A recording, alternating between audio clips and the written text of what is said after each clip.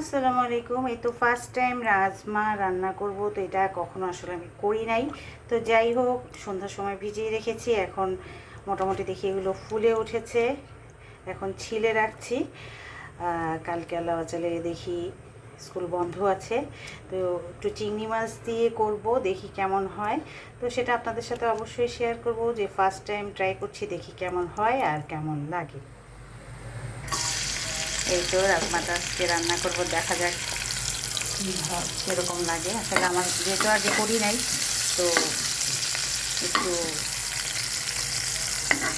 Just এভাবেই করছি, যে খেলে বোঝা যাবে কেমন লাগে। হুম,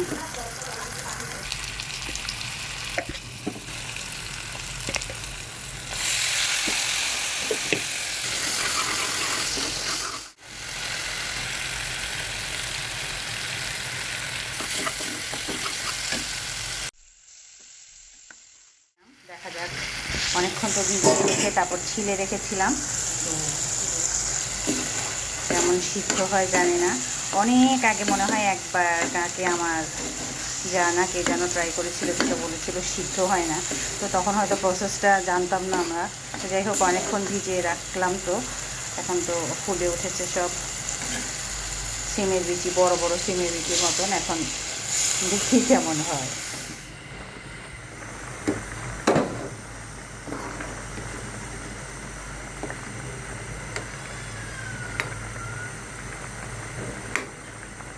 অনেক শক্ত, তো কতক্ষণে সিদ্ধ হবে কেন।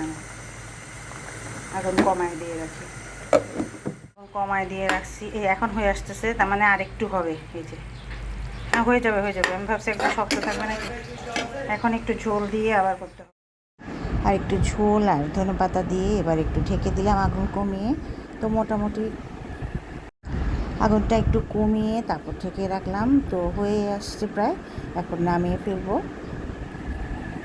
এই তো হয়ে গেল রাজমা দিয়ে চিংড়ি মাছ দিয়ে রান্না করা। টেস্ট করে দেখার পালা, দেখি কেমন হয়েছে। সাত কাটছে তো, হ্যাঁ সিদ্ধ হয়েছে তো না রাজমাটা। অনেকক্ষণ বসে রাখছি কিন্তু। তারপর টিপ দিয়ে মনে হলো যে ভাপে বাকিটা হয়ে যাবে।